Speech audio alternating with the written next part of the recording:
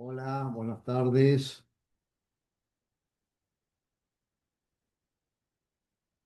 Hola, buenas tardes. ¿Cómo les va? Bueno, saludo.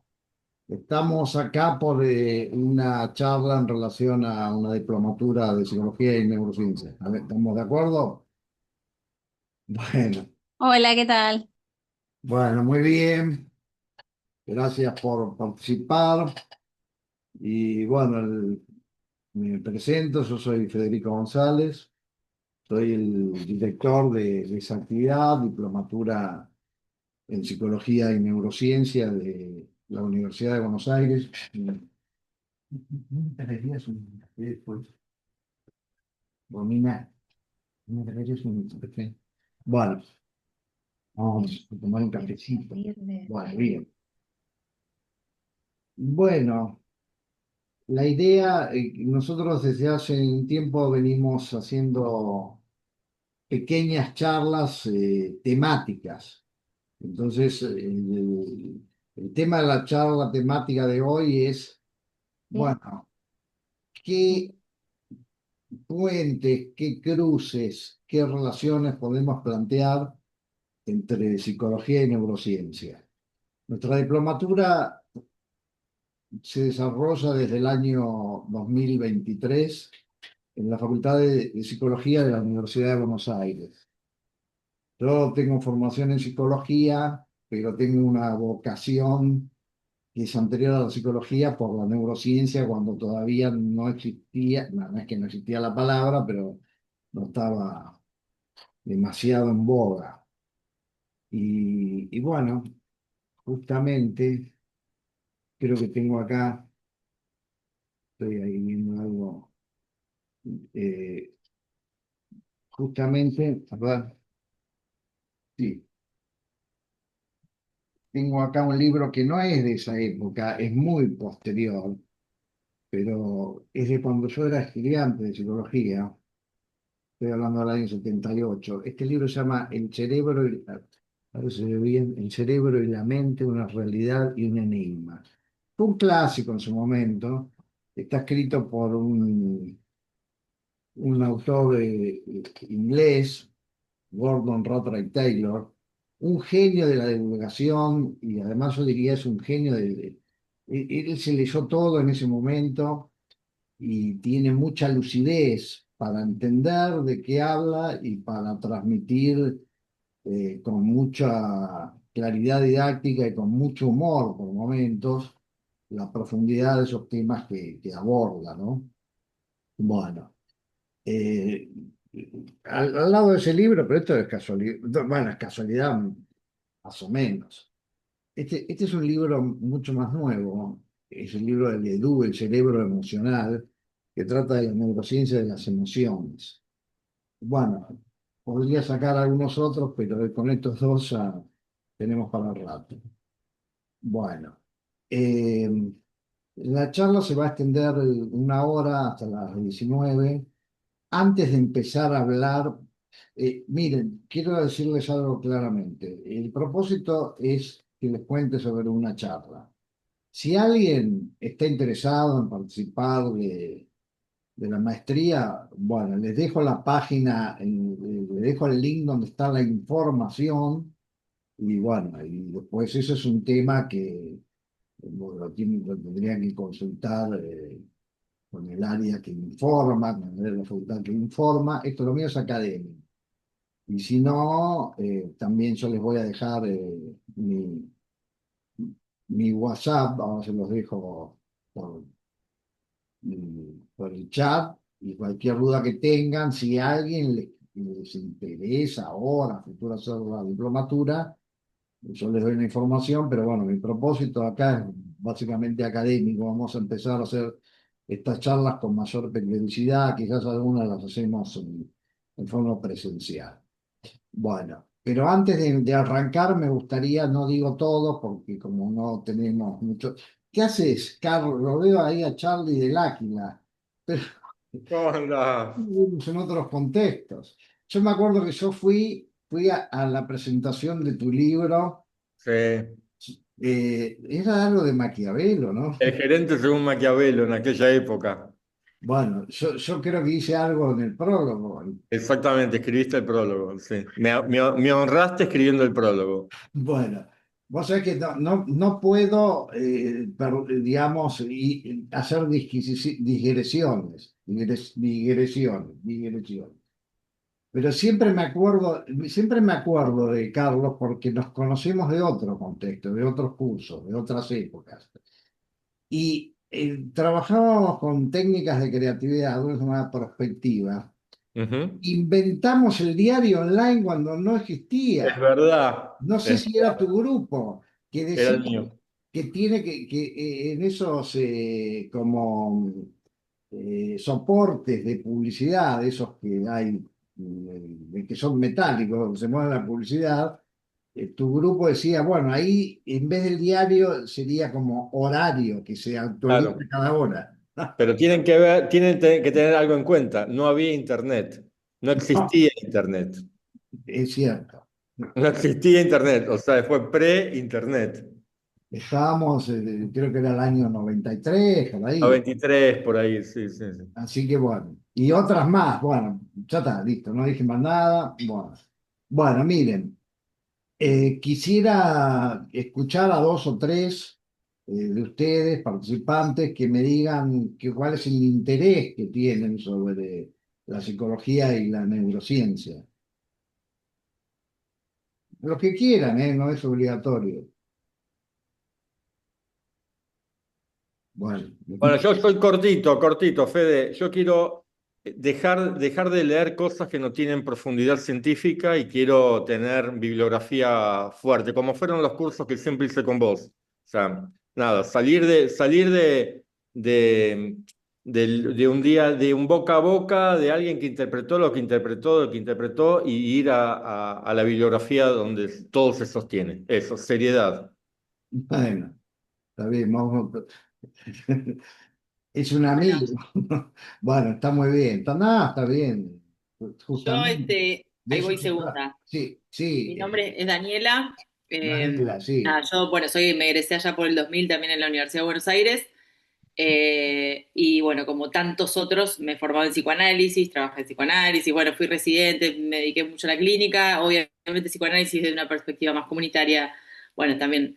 Y no, la verdad es que por ahí llega un momento de mi vida que me gusta y me interesa también poder conocer, digamos, escuchar otras voces, poder conocer otras cuestiones, no renegando para nada el psicoanálisis. Ya veo ahí el compañero que empezó, no, bueno, con esto me parece piola el debate, esto de lo científico, lo no científico, si el psicoanálisis por lo menos pretende eso no, está bueno.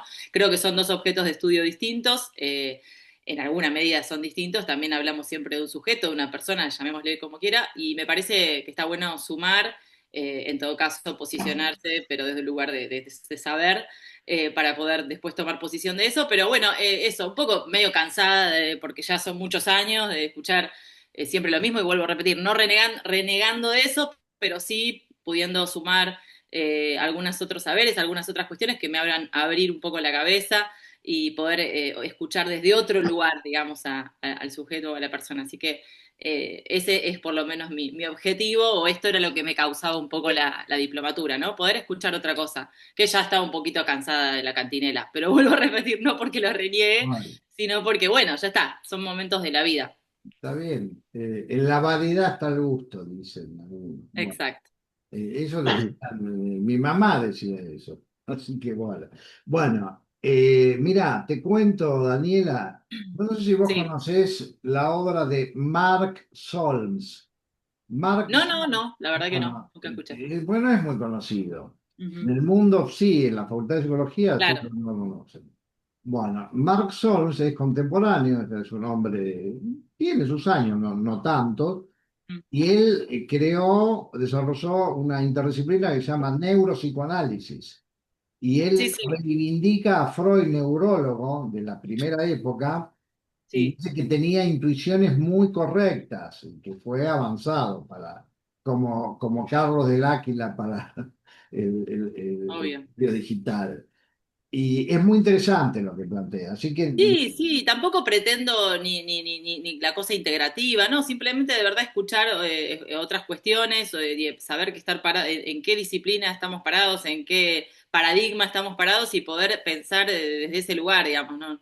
Y dialogar, que puedan dialogar, digamos, estos saberes, pero no pretender tampoco ni siquiera ni una fusión o hacer un menjunje que tampoco va, me parece que está no, bueno. no, Pero no. sí poder hacer dialogar, por supuesto, sí, porque de última de lo que estamos tratando es de un sujeto, de una persona en todas sus dimensiones, así que está Sí, buenísimo para mí. justamente lo dije porque, bueno, me pareció que venía al caso.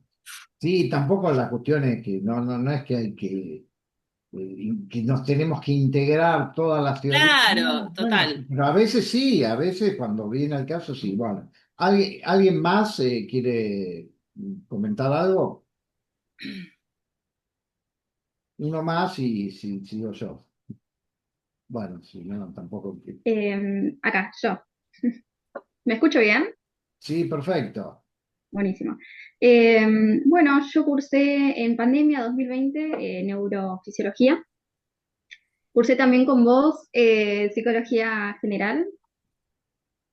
Y bueno, me encantó todo el mundo ya cuando vimos Phineas Gay, ¿era? Y que no me acuerdo el apellido. No te escuché lo último. Pará, saco la cámara porque creo que se me está trabando. Eh, Cuando en neurofisiología vimos el caso de Phineas, pero no me acuerdo el apellido. Phineas Gates. Sí. Ahí está, sí. Bueno, nada, me encantó, me fascinó esa materia. Después hice psicofarmacología, eh, biología del comportamiento. Bueno, y siento que me voy por esta rama. Hice neuropsicología, que me encantó, quiero hacer la especialización el año que viene. Y dije, bueno, ¿por qué no? Inscribirme acá, vi el programa, me encantó, me fascinó. Así que bueno. Ok, bueno, está clarísimo. Así que hiciste las materias conmigo, cursaste en pandemia. ¿En qué año? ¿2020? ¿2020? 2020, sí. Ah, era la primera vez, el primer año. ¿A qué hora cursabas? No, no me acuerdo. Seguramente a la mañana. Me A la encanta cursar a la mañana, mañana. sí, que era, no sé, teníamos uno que era a las 7 de la mañana. Bueno, Mm. bueno, sí, fue una experiencia muy interesante. Todavía tengo el grupo de WhatsApp porque teníamos que hacer un trabajo en grupo y todavía sigue estando el grupo de WhatsApp, ya dos de los compañeros se recibieron, bueno, ahora en un mes defiendo la tesis, así que seguimos en contacto con los compañeros. Bueno, me alegro. Bueno, muy bien. Bueno, miren. Voy a empezar con algo medio poético, no es mío, ¿no? A mí me gusta mucho Jorge Luis Borges y él tiene un texto muy interesante, muy estilo Borges, ¿no? Que se llama El idioma analítico de John Wilkins y justamente habla de la arbitrariedad del signo lingüístico, de la arbitrariedad de las palabras para nombrar las cosas.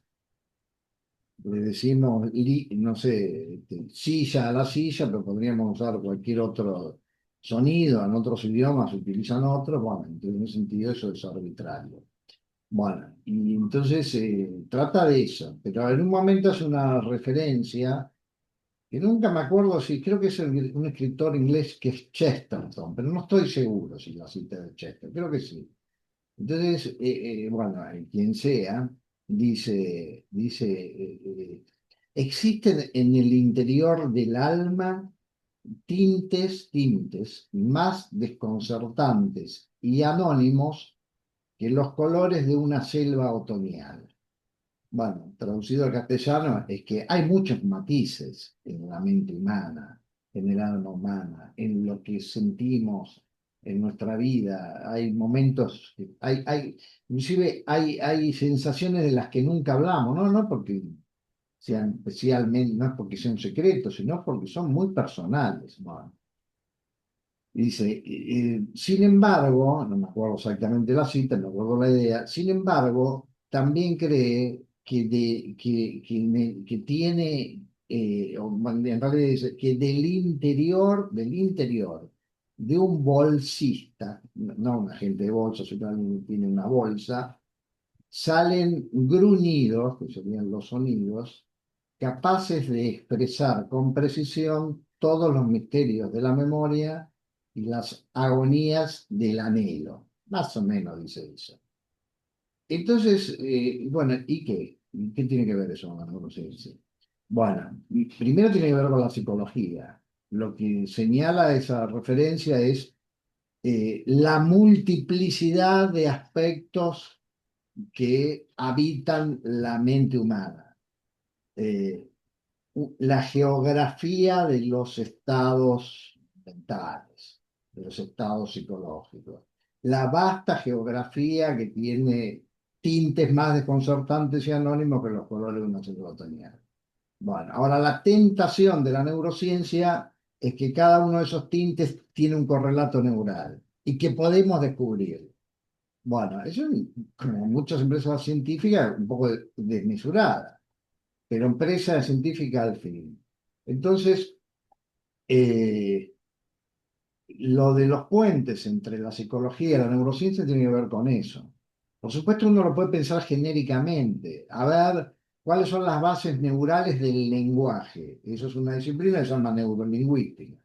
¿Y de qué trata? Y bueno, cuáles son los procesos neurales que están implicados en cuando hablamos y cuando escuchamos. Bueno, eso ahí se avanzó mucho en neurociencia, eso más o menos está muy presente en la divulgación, que hay un centro eh, vinculado con la articulación del lenguaje, que es el área de Broca, otro centro que está vinculado con la comprensión del lenguaje, que es el centro de Wernicke. Cuando hay alteraciones o lesiones, bueno, tenemos diferentes tipos de afasia, de emisión, de comprensión. Bueno, está bien, eso es una ilustración de que hay una función psicológica que está soportada en un circuito o en una estructura cerebral. Bueno, claro, ahora eso es fácil, no, perdón, no es nada fácil, pero qué bueno el que descubrió eso, ¿no? Como el que descubrió, como Ramón y Cajal, que descubrió la teoría neuronal. Bueno, hubo que hacer mucho trabajo, mucha ciencia, mucha inventiva. Bueno, pero vamos a cambiar el enfoque. Cuando yo era estudiante de psicología, se hablaba mucho de la angustia. La angustia, el tema era la angustia. Es más, en el hablar cotidiano, la palabra angustia tenía mucha preponderancia. Uno solía decir, estoy muy angustiado cuando estaba mal. ¿Qué te pasa? ¿Estás angustiado? Te veo angustiado. Entonces, esta de angustia. La palabra ansiedad no tenía tanta importancia, parecía que no existía, o existía menos. En realidad uno utilizaba ansiedad por, bueno, entonces me puse, ahí, a veces uno decía, entonces me puse nervioso y a veces decía, "No, me puse ansioso", pero hasta diría que era una palabra que no era muy popular. Bueno, hoy se invirtió eso, parece que existe la ansiedad y desapareció la angustia. Es raro eso. Uno podría decir, bueno, lo que pasa es que antes había angustia y ahora hay ansiedad. Pero también podríamos decir, bueno, ¿es un problema de fenómeno o un problema de palabras? Porque las palabras también van cambiando, se van poniendo de moda. Bueno, ahora no importa eso, es anecdótico. Yo con eso quiero ir a lo siguiente. Me lo voy a tomar en serio. ¿Cuál es la diferencia entre la angustia y la ansiedad?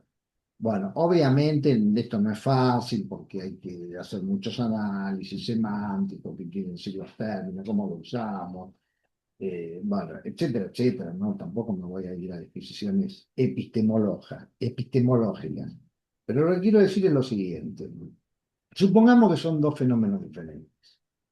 Entonces, a ver, por decirlo de alguna manera, los que estudiaron psicoanálisis o leyeron alguna vez que la palabra angustia viene de estrecho, porque la angustia, cuando alguien está angustiado, siente como una opresión en el pecho, cuando uno está a punto de llorar y tiene una pena que no puede expresar, no puede hacer catarsis, hasta si puede estallar en llanto, se libera un poco. Entonces, los griegos lo tenían claro eso, con el teatro de la tragedia griega permitía a la gente de alguna manera expiar sus angustias cuando las veía representadas en personajes que le pasaban cosas terribles.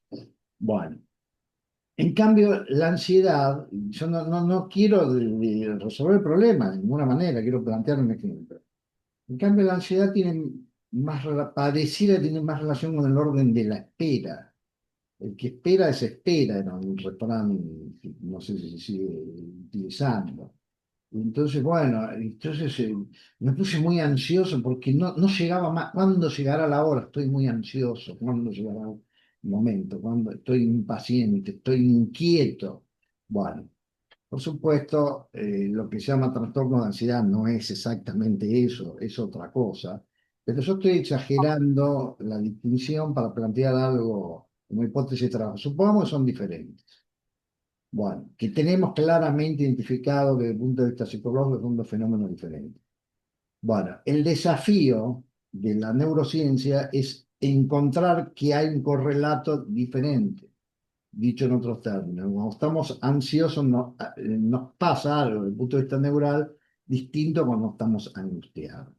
Bueno, eso como ahí, Carlos, no sé si te acordarás de nuestro profesor Alberto Levi, Claro que me acuerdo. que era un profesor, bueno, en realidad era un consultor de marketing, de recursos humanos, de organizaciones en realidad. Tiene una columna de management que siempre escribía algo y terminaba diciendo, fácil de decir, difícil de hacer, fácil de decir, difícil de hacer. Bueno, pues hay cosas que son fáciles de decir, bueno, pueden hacerlas. Y yo le agregué, fácil de decir, difícil de hacer, pero hay que hacerlo. Es decir, ¿queremos hacer ciencia? Bueno, hay que hacerlo. Eso es una pregunta científica. Bueno, entonces es el tema de establecer los puentes. Y esos puentes son bidireccionales. ¿Qué quiere decir? Podemos utilizar la tecnología de resonancia magnética funcional, que simplemente significa que alguien ingresa en un tomógrafo, que ahora no importa explicar técnicamente por qué, va a relevar la actividad cerebral a partir bueno, de qué áreas se activan porque están consumiendo más energía que otras, lo digo así, creo que se entiende. Bueno, y entonces resulta que cuando las personas tienen que hacer una actividad X, es distinta cuando tienen que hacer una actividad Y. Si las personas, si un grupo de personas, la actividad que tienen que hacer es resolver problemas lingüísticos, por ejemplo, te voy a nombrar palabras, decirme qué palabra rima con avión. Entonces, nación, pasión, aluvión. Es una tarea lingüística. Y la otra tarea, otro grupo tiene que hacer una tarea de cálculo mental aritmético. Multiplicar 24 por 8, 32 por 25, mentalmente. Bueno, y después vemos las imágenes de la actividad cerebral de los dos grupos, vemos que son diferentes, que en unos se activan como si fueran mapas de calor, en unos se activan ciertas zonas, en otras, entonces, bueno, tenemos un argumento para pensar que una de la actividad lingüística está soportada por ciertas estructuras o circuitos, mecanismos diferentes a la actividad de tipo de matemática o aritmética mental. Bueno. Entonces ahí vamos de la tarea a la neurología subyacente. Pero después pasa algo distinto, que cambiamos la neurología subyacente y cambia la realidad. Entonces eso es desde la digestión de alguna sustancia que hace que uno perciba el mundo de forma diferente, a cuando alguien tiene una lesión cerebral. Eso es el laboratorio de algunas tragedias de la vida, de alguien que tuvo una ACV, que se golpeó, bueno, y entonces quedó con un trastorno, con algún efecto en su esfera mental, por decirlo en términos muy amplios. Bueno, entonces ahí tenemos otra vía inversa. Tocamos el cerebro y cambia la mente. Entonces, voy ahora, me traslado en el tiempo mentalmente y les cuento de dónde surgió mi interés por la neurociencia. Yo era un adolescente y los adolescentes, bueno, cada uno en su época se preguntaba algunas cosas, o bueno, le daba por ir por acá o ir por allá. Una pregunta que a mí me inquietó siendo adolescente es cómo puede ser, pues yo era la de la época de los hippies, la última época de, los, de Gusto, de la época del Festival de Gusto, yo tenía 12 años, hablando del año 69. Era de los Beatles y la psicodelia y el movimiento psicodélico y Timothy Leary, que era un psiquiatra que hizo estudios con ácido lisérgico y era un catedrático de Harvard y al final lo echaron de Harvard y después estuvo preso por hacer esas investigaciones. Bueno, pero la cuestión era, la pregunta era la siguiente: ¿cómo puede ser que una sustancia altere la realidad? O sea, cambia la sustancia, una sustancia pasa algo a nivel neuronal y el mundo es diferente. ¿Cómo puede ser? Bueno, no sé cómo puede ser, pero lo que sabemos es que eso es. ¿Y cómo es?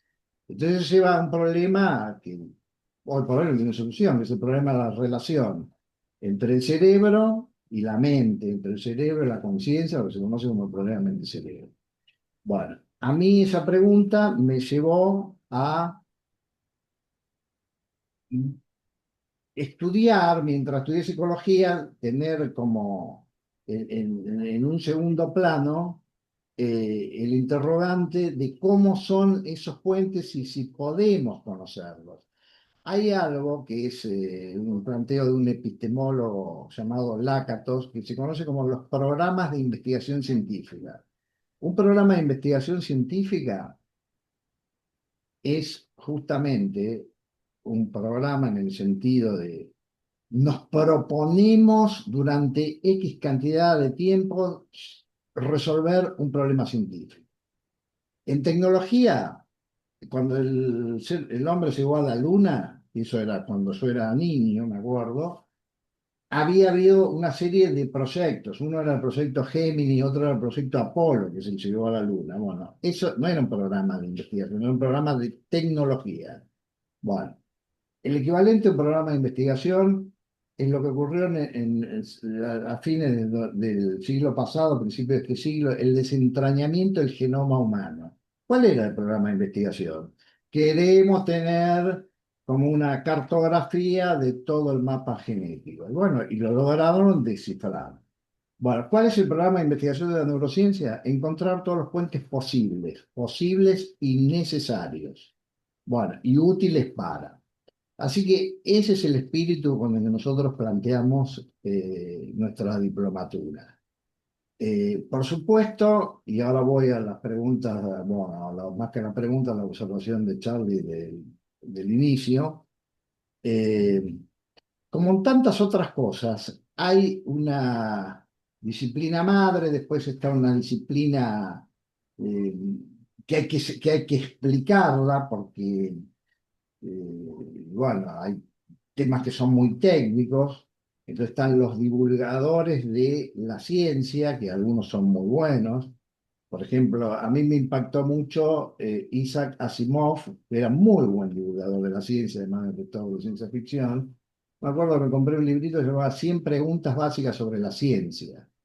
Y me pareció interesante porque te explicaba en 10 líneas, te explicaba temas muy complejos. Entre paréntesis, cualquier parecido con la realidad es pura coincidencia. Para los que son seguidores de algunos temas de política, no hablo de política, pero viene al caso. Yo me acuerdo que ahí una de las preguntas era, ¿qué pasaría si una fuerza imparable chocara contra un objeto inamovible? Bueno, eso lo dijo el presidente en una conferencia hace un par de días. Y bueno, Isaac Asimov decía, bueno, en realidad es un problema semántico, porque si la fuerza es imparable, no hay objeto, y no puede haber ningún objeto inconmovible. Y si el objeto es inconmovible, no hay ninguna fuerza que sea imparable. O sea que es un problema de palabras y no de... Bueno, no importa. Viene el caso. Bueno, entonces sigo. Están los divulgadores de la ciencia, los buenos, los Asimov, que te hacen amarla, o Carl Sagan, yo en la época de Carl Sagan, que era un muy buen divulgador de la ciencia. Y que te maravilla, porque uno dice, el misterio de la ciencia, el hombre del universo, qué sé yo. Bueno, Y después vamos esparciendo la resonancia de esos saberes y tenemos lo que se llama los neuromitos, los neurochantas, algunos dicen los neurochantas. Mario Bunge, que era un científico argentino, se quejaba de que, bueno, hay veces que como que trivializamos todo, de que uno ya no sabe si esto qué es, neurociencia, psicología o es coaching eh, inspiracional, lo cual está muy bien. Ahora, pero a veces, pues, si querés hacer coaching inspiracional, hacelo bien, no me digas, bueno, entonces ahora vamos a correr y estamos moviendo neuronas y haciendo sinapsis, porque cuando te quedás mirando televisión también mueves las neuronas de sinapsis.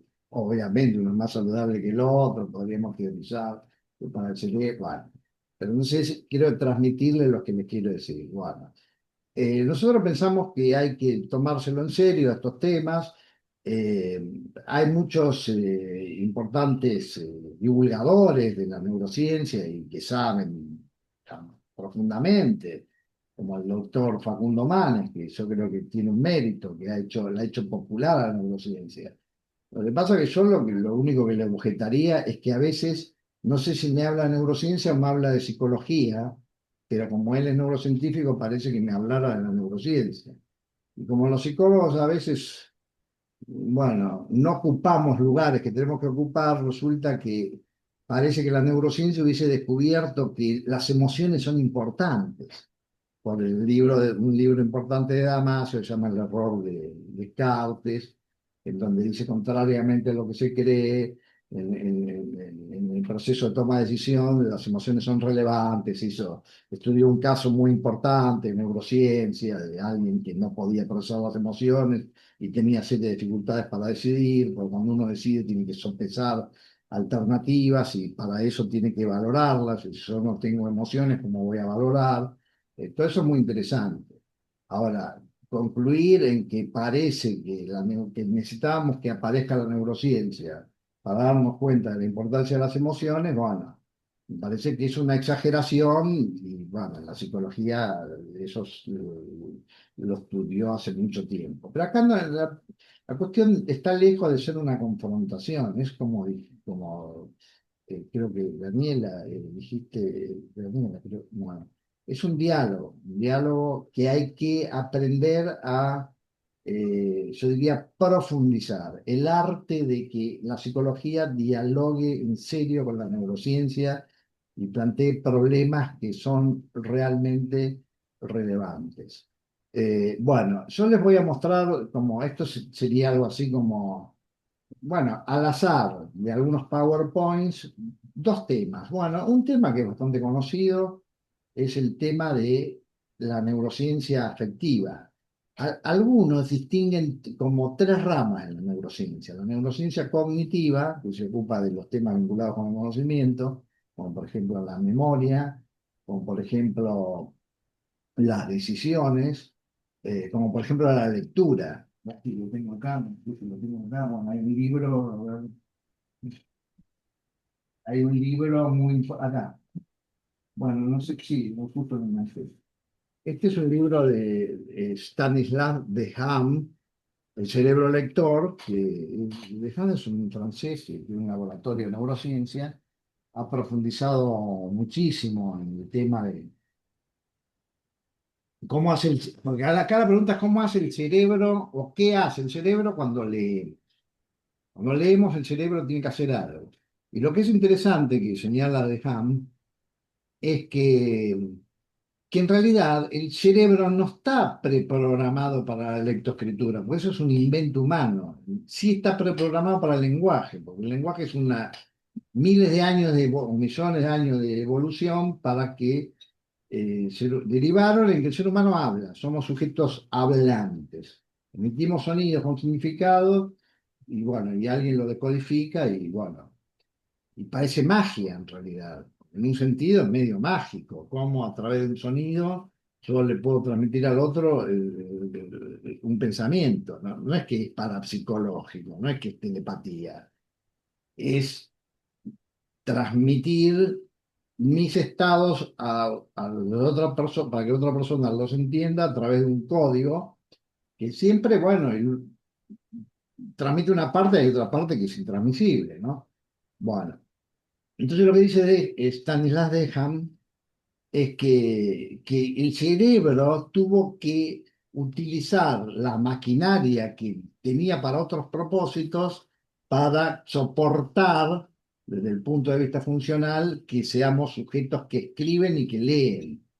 Entonces, la lectoescritura es algo que no está, el cerebro no está preparado para eso. No, no es, porque si no, si estuviera preparado, es que bueno, no tendríamos que aprender a leer y escribir. Sería como hablar. Bueno, aprendemos también a hablar, pero es casi automático.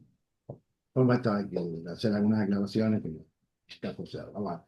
Después hay otro capítulo que es la neurociencia afectiva, que se ocupa, uno dice, se ocupa de las emociones. Bueno, pero el universo afectivo no solamente está poblado de emociones, están las sensaciones que forman antes en psicología se distinguía fenómenos cognitivos o del conocer, afectivos o del sentir. Somos sujetos conocedores o cognoscentes, somos sujetos sintientes. Tenemos sintiencia, sentimos frío, sentimos calor, sentimos placer o sentimos displacer. Me pinchan con un alfiler, siento dolor, pero además siento el pinchazo. El pinchazo de un alfiler no es lo mismo que un dolor de muelas. Bueno, y además en esa geografía está nuestro estado de ánimo, que no son estrictamente emociones. Si alguien está eufórico, está deprimido, una persona que tiene una depresión clínica, bueno, no es que tiene una emoción en el sentido de que tenemos una emoción cuando hay un evento súbito y entonces me llega una carta que me dice que, miren de qué época soy, le gané el PRODE. Bueno, gané un importante premio y cambió mi vida, entonces me da una intensa alegría. O recibo un llamado telefónico que me comunica con una noticia triste porque, no sé, se fue un ser querido, bueno, esa es una emoción súbita que tiene un periodo, etcétera. Bueno, en cambio, el estado de ánimo de una persona depresiva es algo constante. Entonces, bueno, uno dice, bueno, una cosa son las emociones, otras son los estados de ánimo, otra cosa son los sentimientos, otra cosa son, eh, eh, que también es una sutileza, eh, los valores. Perdón, los valores de filosofía, no de psicología. Sí, pero algo me parece bello, algo me parece justo, algo me parece injusto, algo me parece horrible. Bueno, hay un sentido estético, hay un sentido ético.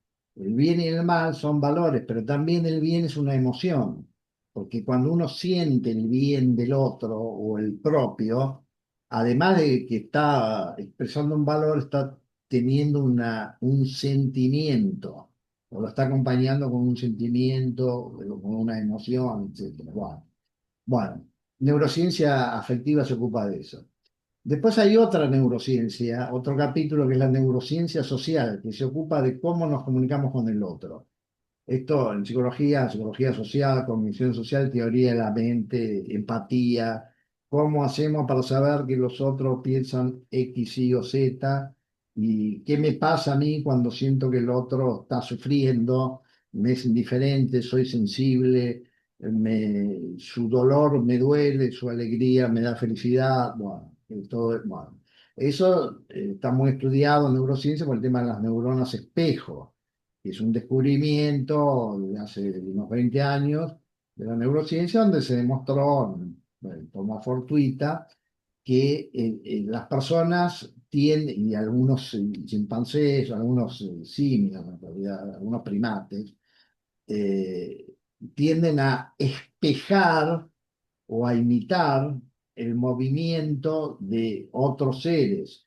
Entonces, eso es lo típico cuando estamos viendo una película y alguien le va a pegar a alguien y uno hace como un gesto como si sintiera que le están pegando a uno, como un acto imaginístico, como si mi mente estuviera espejando algo que está percibiendo. Bueno, entonces de ahí salió el calificativo de las neuronas espejo. Bueno, y eso forma parte de la neurociencia social. Bueno, ahora después, por ejemplo, no hay neurociencia motivacional como disciplina. Y sin embargo, debería haberla, porque hay en la vieja tradición de psicología decía, hay como tres grandes provincias de los fenómenos psíquicos. El conocimiento, fenómenos cognitivos del conocer, fenómenos afectivos o del sentir, y fenómenos, algunos decían volitivos o conativos, ahora digo qué quiere decir, o del querer. Somos sujetos conocentes, sintientes y deseantes. Queremos cosas. Quiero esto, quiero lo otro, mamá, quiero esto, mamá, ¿me compras esto? Bueno, y cuando somos adultos, quisiera irme de vacaciones, quisiera, bueno, entonces en ese quisiera, pues lo quiero ahora o es un proyecto de vida, quisiera tener una vida, bueno, somos sujetos que tienen deseos, bueno, y eso es en un capítulo se llama motivación. ¿Por qué decían fenómeno volitivo? Porque antes, en la vieja psicología se hablaba mucho del concepto de voluntad, ahora no se habla más, y bueno, no se habla más, pero el fenómeno existe. Existe, tan es así que uno de los grandes problemas de la depresión es la falta de voluntad, lo llama abulia. En la depresión hay cuatro A que son muy típicas. Abulia, esa es una. Anedonia, lo que antes me producía placer ahora no me lo produce. Apatía, parece que no me interesaba nada. Autorreproche, vivo rumiando de que, ¿por qué no hice esto? ¿Por qué hice lo otro? Tendría que haber hecho esto. Bueno, yo digo, hay siete, después está aislamiento, después está abandono, no me acuerdo cuál es la séptima, pero ya no me voy a acordar. Bueno, eh, bueno, entonces, volviendo al tema. No hay una neurociencia que se ocupe de eso, pero de hecho se ocupa de eso, porque la emoción y la motivación son primas hermanas. Como uno está motivado, es que anticipa algún placer o algún bienestar imaginario, o anticipa que si algo le duele y hace algo, me va a dejar de doler. Entonces, bueno, si no hubiera emoción, no habría motivación, si sería todo lo mismo. Bueno, y lo de eh, fenómenos conativos, es una palabra de latín que se llama conatus, que quiere decir como una propensión a, en psicoanálisis tienen una pulsión, un impulso a. Bueno, bueno, en fin, hay muchos más temas, después hay temas tecnológicos, digo esto cortito, está muy en boga a partir de Elon Musk lo de Neuralink, los biochips neurales. Bueno, no los inventó Elon Musk, eso son investigaciones que ya venían de hace tiempo, pero eso tiene que ver con la neurociencia y la tecnología y de los tiempos modernos y lo que viene para el futuro. Hay algo que se llama interfase cerebro-máquina o BCE, Brain Computer Interfaces cerebro-computadora. Entonces, con las interfaces cerebro-computadoras se resolvieron algunos casos muy dramáticos que antes no tenían otra solución. Por ejemplo, una persona que estaba en estado de coma no sabía si está consciente o no. Y a alguien se le ocurrió hacer puente. Inventó algo que se llama mind reading. ¿En qué consiste? Bueno, la persona parece que no estuviera consciente, pero una hipótesis quizás escucha, quizás está escuchando. Entonces se le planteó esta tarea. Eh, si estás escuchando, te voy a hacer preguntas. Te voy a preguntar, por ejemplo, cómo te llamas? Si me querés decir, no, perdón, te voy a preguntar si te llamas Juan. Si me querés decir que sí, pensá que estás jugando un partido de tenis. Si me digo, pues fue así el experimento. Si me querés decir que no, pensá que estás deambulando por tu casa. Bueno, y código binario, sí o sí, no. No, parece magia, pero fue ciencia. Bueno, resulta que hay muchos pacientes que se pensaban que no tenían conciencia y sí tenían conciencia. ¿Cómo lo descubrieron? Bueno, haciendo esas preguntas. Después eso lo llevaron a interfaces y entonces, bueno, el programa de investigación se llama el programa Brain to Brain. Si a través de una tecnología yo puedo transmitir un pensamiento a otra persona. y se hicieron esos experimentos que, bueno, que no son lo que parecen, están muy a los albores, pero bueno. Bueno, en fin, de todos esos temas vamos a hablar en la diplomatura. Yo simplemente voy a compartir un par de slides y ya vamos concluyendo para que la idea era que sepan de qué trata la diplomatura. Entonces lo que voy a mostrar es, esto está extraído de un curso bueno, muy básico, introductorio. Entonces acá el tema de, de- de las emociones. Esto en realidad es un PowerPoint de divulgación sobre el tema de las emociones.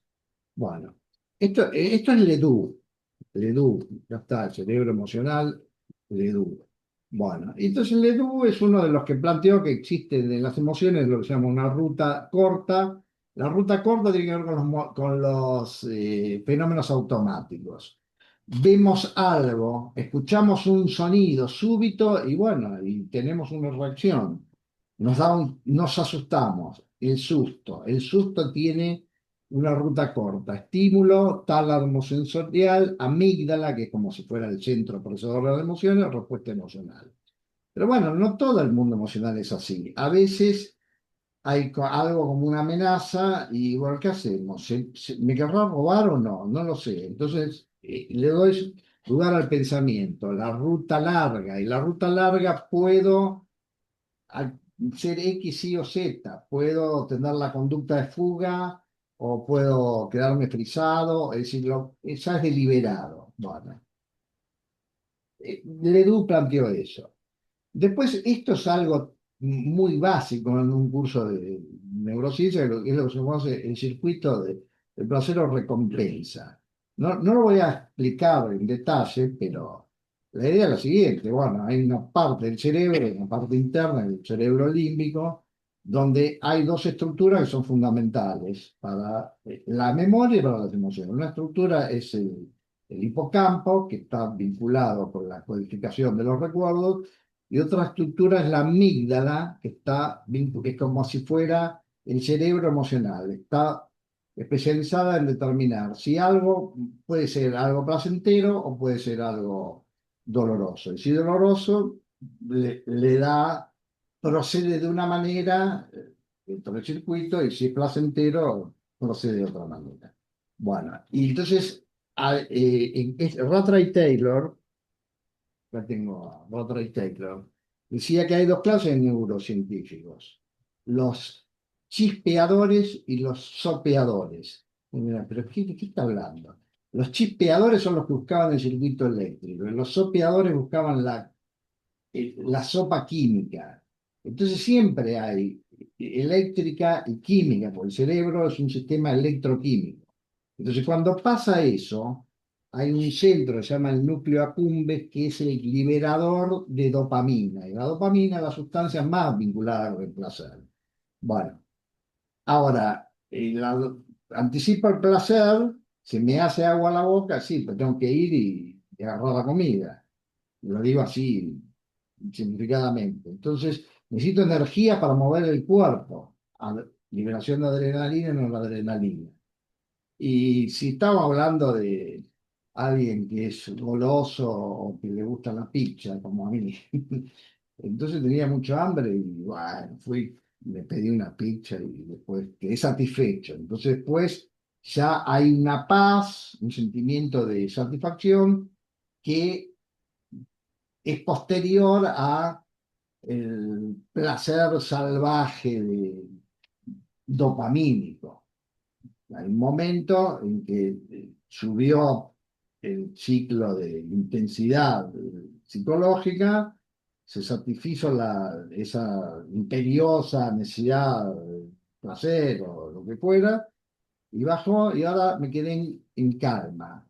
La serotonina es la sustancia vinculada con la paz, con la calma. Nada es tan simple como yo lo estoy diciendo, pero algo de eso hay. Y después hay otra sustancia muy importante que es la oxitocina, que está vinculada con el amor, con el apego, el cariño. Yo a veces les pregunto a mis alumnos: ¿vos a qué club perteneces? ¿Al de la dopamina, al de la serotonina o al de la oxitocina? Si tuviéramos más tiempo, hacíamos ese juego porque es interesante. Bueno, bien, esta es una. Después, otra que quiero comentarles, ¿dónde se guardan las emociones? Porque hay una parte de las emociones que es lo que se llama la memoria emocional. Bueno, entonces las partes representacionales de los recuerdos se guardan en toda la corteza, se fragmenta, una parte va a un lado, otra parte va al otro. En cambio, la memoria de las emociones es la amígdala, que es eh, esa estructura del cerebro límbico de la que hablábamos recién. Pero bueno, simplemente esto está extraído de un diagrama de divulgación. ¿Dónde se guardan las emociones más significativas? Entonces acá hay dos procesos, cómo se fija un recuerdo y cómo se lo recupera. Cortito, y ya vamos. Entonces ahí está el hipocampo y la amígdala. ¿Cómo se fija un recuerdo? La información que el cerebro necesita recuperar de manera consciente, como cierto hecho del mundo, episodios personales, expresada por el hipocampo.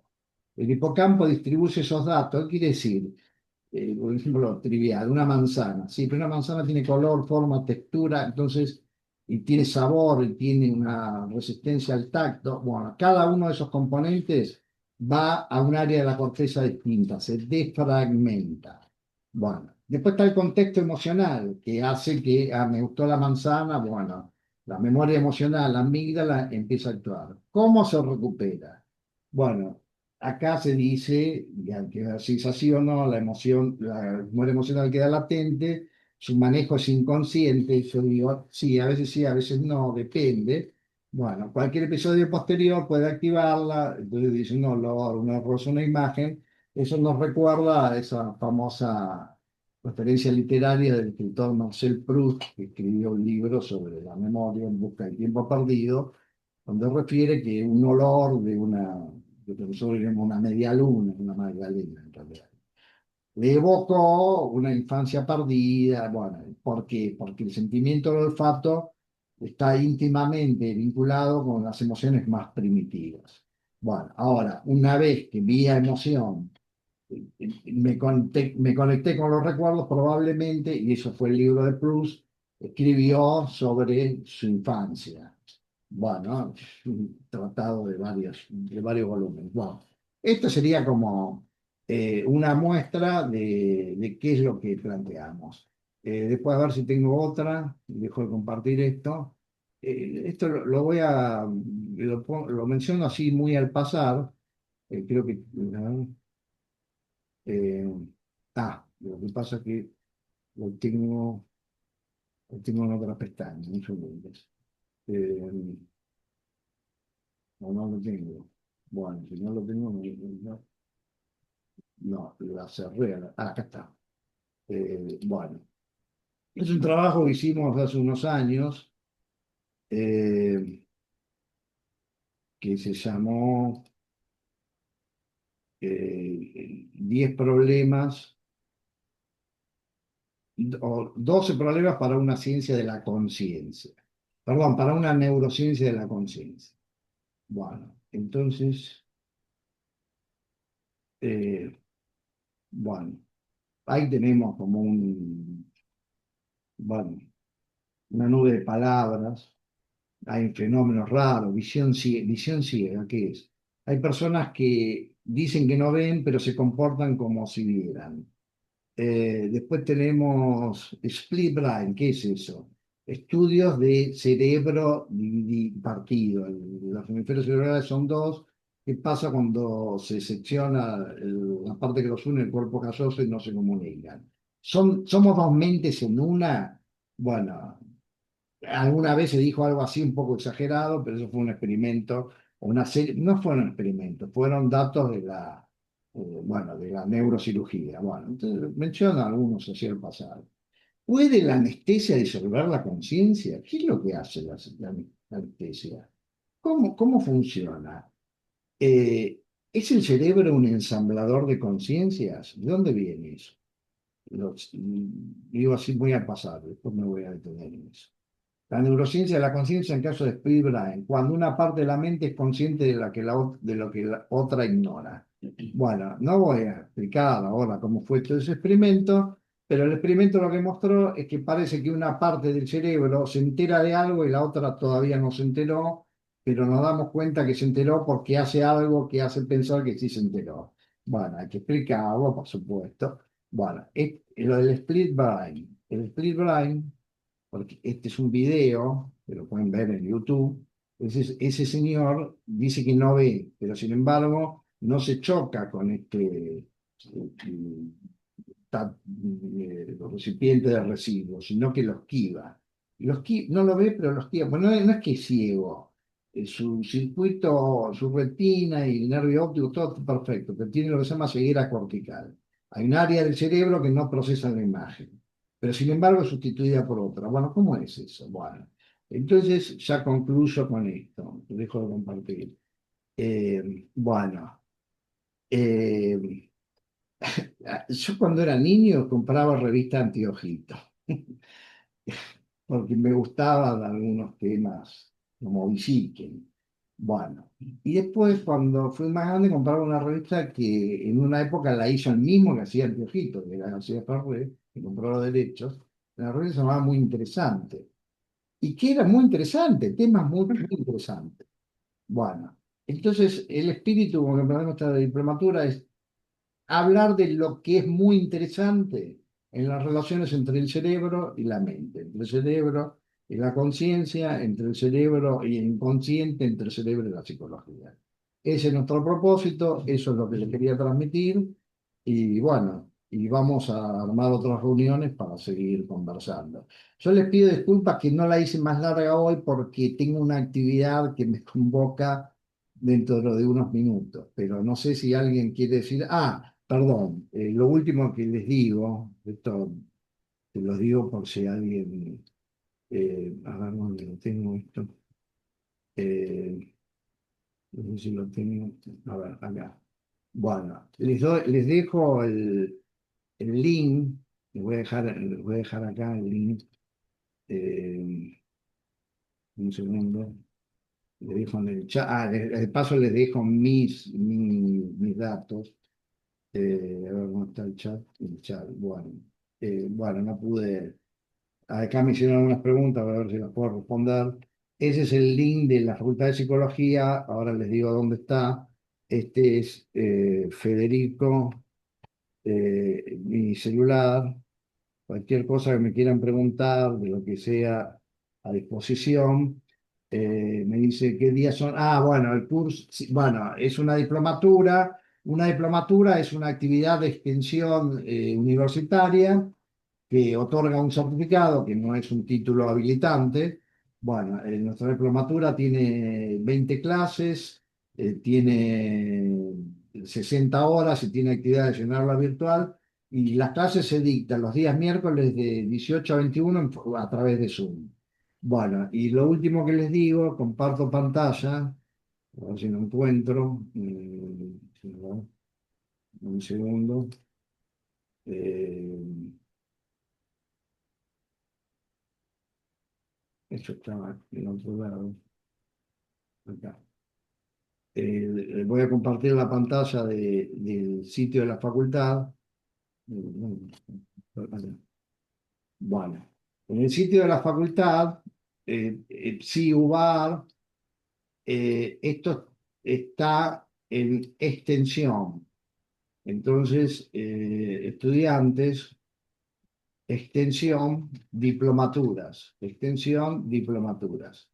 Y ahí en Disculpa, disculpa, Federico, una cosita nomás. O sea, son sincrónicas, pero después quedan grabadas en el caso de que no estemos o lo que sea, se pueden escuchar.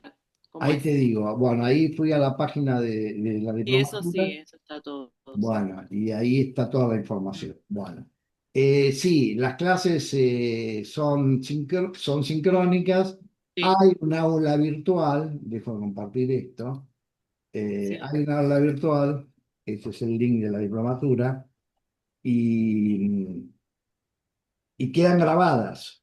Nosotros perfecto, grabamos en YouTube y tenemos una lista de distribución de todas las clases perfecto. y es para el uso de los alumnos. Y de la Bien, aula virtual planteamos muchas actividades.